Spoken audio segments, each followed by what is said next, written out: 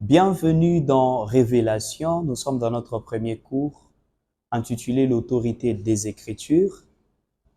Nous revenons à notre troisième série sur ce même sujet. Aujourd'hui, nous allons voir 7 choses qui révèlent l'importance et l'autorité des Écritures. Je vais énumérer, après quoi nous allons développer un élément après un autre. Que le Seigneur soit béni pour cette opportunité. L'autorité des Écritures se révèle et la valeur des Écritures se révèle dans ces 7 choses. Premièrement, nous devons savoir que Dieu ne peut être dissocié de sa parole. C'est la première chose qui révèle l'autorité des Écritures et la valeur des Saintes Écritures. Deuxièmement, les Saintes Écritures sont une référence de la vérité. Troisièmement, Jésus-Christ est le Messie selon les Écritures. Quatrièmement, nous sommes sauvés selon les Écritures. Cinquièmement, le Saint-Esprit nous conduit selon les Écritures. Et sixièmement, Dieu nous agrée selon les Écritures. Et septièmement, la parole de Dieu a une valeur éternelle. Donc, nous comprenons que ces 7 choses que nous avons citées révèlent l'autorité des Écritures et en même temps la valeur de Saintes Écritures. Alors, parlons du premier point qui nous parle de Dieu qui ne peut être dissocié des Saintes Écritures. Le livre de l'Évangile selon Jean, le verset 1er du premier chapitre, nous dit « Au commencement était la parole était avec Dieu, et la parole était Dieu. » Et la Bible dit « Toutes choses ont été créées par elle, et rien de ce qui a été créé n'a été créé sans elle. » Là, nous voyons que Dieu s'identifie à sa parole. L'Écriture représente l'autorité de Dieu lui-même. Et nous devons savoir que l'attitude que nous manifestons envers la parole de Dieu, c'est la même attitude que nous devons manifester envers Dieu. Nous ne pouvons pas dire que nous obéissons à Dieu si nous n'obéissons pas aux Saintes Écritures. Nous ne pouvons pas dire que nous craignons Dieu si nous ne respectons aucunement la parole. Nous ne pouvons pas dire que nous faisons confiance en Dieu si nous ne faisons pas confiance dans la parole, parce que la Bible dit « Dieu, dès le commencement, était sa parole. » La parole était avec Dieu et la parole était Dieu. Il faudrait alors savoir que celui qui méprise les Saintes Écritures, ce n'est pas un homme qu'il méprise, ce n'est pas une pensée philosophique qu'il méprise, mais c'est Dieu lui-même qu'il méprise. Le deuxième élément, nous avons dit que les Saintes Écritures est la référence de la vérité. Et ici, nous lisons le livre de Daniel, chapitre 10, le verset 21, la Bible dit « Mais je vais te faire connaître ce qui est écrit dans les livres de la vérité. Je vais te faire connaître ce qui est écrit dans les livres de la vérité. » L'autorité de la parole de Dieu et la valeur de la parole de Dieu s'est fait comprendre dans la mesure où nous comprenons que si nous nous détachons de la vie des Écritures, nous ne pouvons pas découvrir la vérité de Dieu. Parce que ici, il ne s'agit pas de ma vérité, il ne s'agit pas de ta vérité, mais il s'agit de la vérité divine, de la vérité de Dieu, de la vérité suprême. Parce que la vérité n'est pas de ce monde. La vérité n'est pas du monde. La vérité, elle n'est pas française, elle n'est pas congolaise, elle n'est pas américaine. La vérité, elle est divine. C'est pourquoi Dieu nous révèle la vérité par les Saintes Écritures. Comprenez pourquoi l'ange Michael a dit à Daniel qu'il venait lui dire des choses certaines qui sont dans les livres de la vérité. Alors, ne pas croire la Bible, c'est de traiter Dieu des menteurs, parce que Dieu, lui, s'identifie à sa parole. Et la Bible dit, celui qui n'accepte pas les témoignages de Dieu fait de Dieu un menteur. Lorsque nous décidons de croire à la Bible, nous devons décider de croire à la Bible dans sa totalité et dans son entièreté. Parce que toute écriture est inspirée de Dieu et elle est utile pour notre enseignement, elle est utile pour nous convaincre, elle est utile pour nous corriger et elle est utile pour nous instruire dans la justice. Et troisièmement, nous avons dit que la valeur des Écritures et son autorité se révèlent dans le fait que le Seigneur Jésus-Christ, il est Messie, le Sauveur du monde, d'après les Écritures. Ça veut dire que Jésus-Christ même, que nous appelons notre Seigneur et Sauveur, l'est à cause de la vérité dite par les Écritures. Et je vais essayer de démontrer 3 prophéties ici au sujet de Jésus. Et vous allez voir que c'est ce qui a permis même de discerner que Jésus-Christ était le Messie envoyé de Dieu. Nous sommes dans Ésaïe chapitre 7, le verset 14. C'est pourquoi le Seigneur lui-même vous donnera un signe. Et voici la jeune fille deviendra enceinte, elle enfantera un fils et elle lui donnera le nom d'Emmanuel. Bien-aimés frères, sœurs, lorsque Ésaïe prophétise ces choses, c'est 700 ans avant la naissance de Jésus-Christ.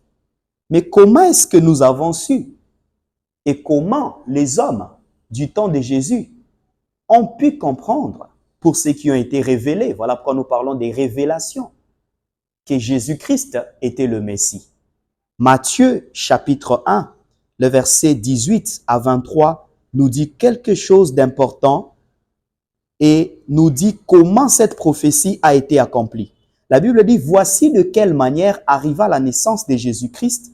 Marie, sa mère, ayant été fiancée à Joseph, se trouva enceinte par la vertu du Saint-Esprit avant qu'ils eussent habité ensemble, avant que Marie n'eusse habité ensemble avec Joseph. Joseph, son époux, qui était un homme de bien et qui ne voulait pas la diffamer, se proposa de rompre secrètement avec elle. Comme il y pensait, voici un ange du Seigneur lui apparut en songe et lui dit, Joseph, fils de David, ne crains pas de prendre avec toi Marie, ta femme, car l'enfant qu'elle a conçu vient du Saint-Esprit. Elle enfantera un fils et tu lui donneras le nom de Jésus. C'est lui qui sauvera son peuple de ses péchés. Tout cela arriva afin que s'accomplisse ce que le Seigneur avait prononcé par les prophètes.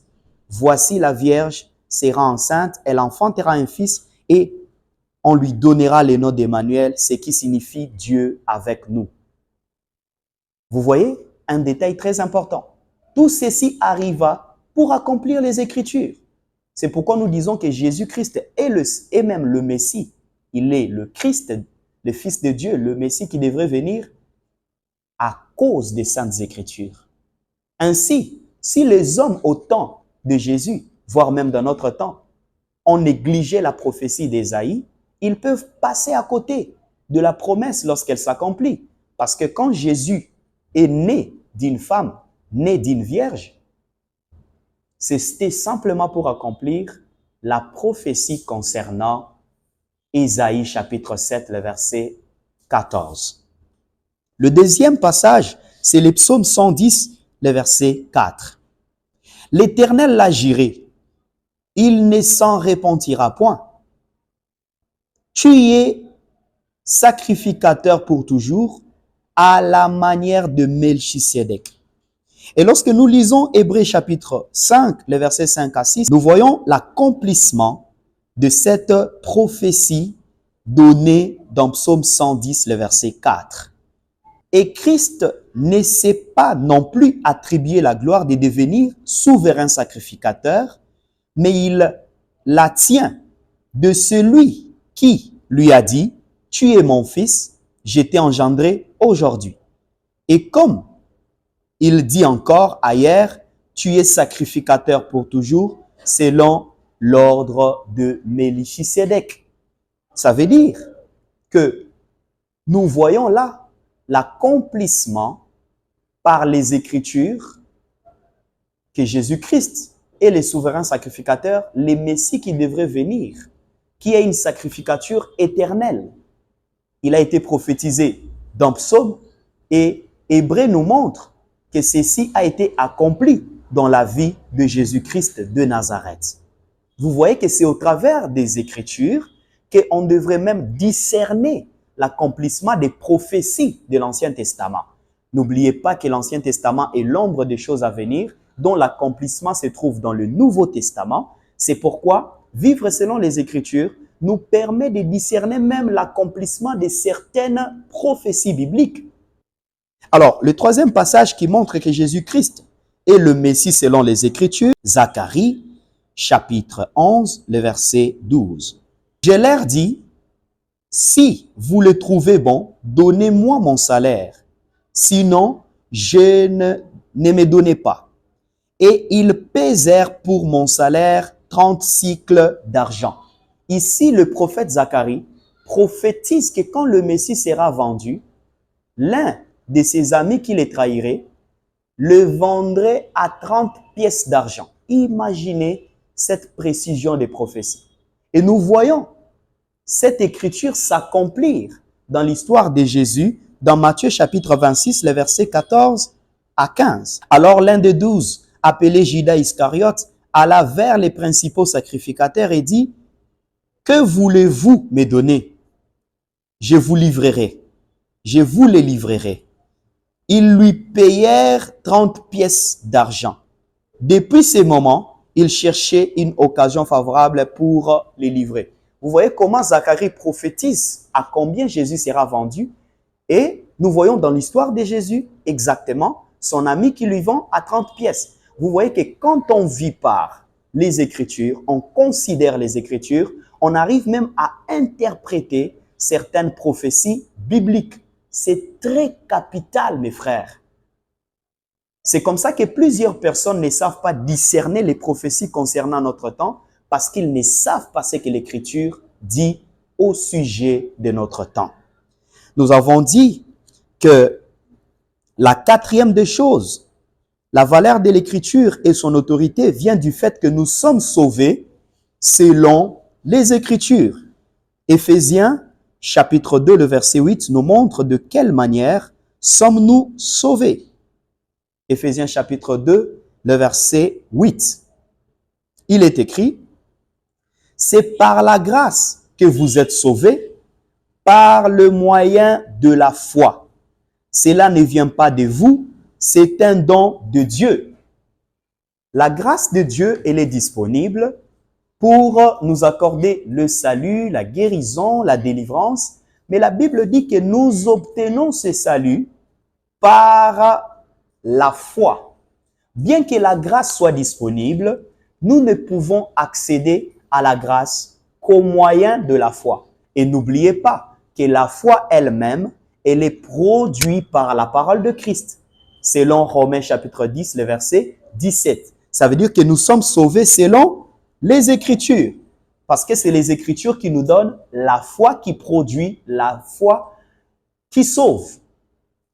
C'est l'Écriture qui nous donne la foi qui sauve. Alors, la grâce de Dieu sauve ceux qui croient à la vérité des Écritures. Ça veut dire que si nous ne croyons pas à la vérité des Écritures, nous ne pouvons pas être sauvés. C'est pourquoi Paul dit dans 1 Corinthiens chapitre 15, les versets 1 à 3, que nous devons rester dans le terme des Écritures, autrement nous aurions cru en vain. Et le cinquième élément qui révèle la valeur et l'autorité des Écritures, c'est que le Saint-Esprit nous conduit. C'est pourquoi 1 Corinthiens chapitre 15, les 3 premiers versets dit que nous devons rester dans le terme des Écritures pour être sûr que notre foi peut nous conduire au salut. Autrement, nous aurions cru en vain. Ainsi donc, la foi authentique, c'est la foi qui reste dans le terme des Écritures. N'oubliez jamais cette vérité. C'est la vérité fondamentale qui a plus d'importance que le reste. Alors, la cinquième chose, on nous parle du Saint-Esprit qui nous conduit selon les Écritures. Et nous trouvons cela dans Jean chapitre 16, le verset 13. Jean 16, 13.